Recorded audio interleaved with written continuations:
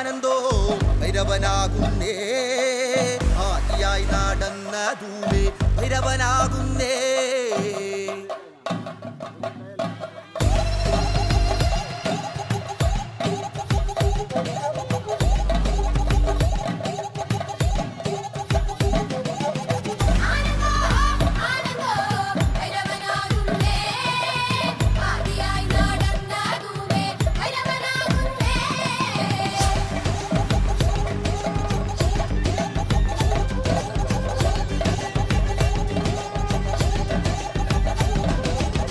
യോഗിയായി നടന്നതുമേ ഭൈരവനാകുന്നേ, യോഗി മുദ്ര ധരിച്ചതുമേ ഭൈരവനാകും.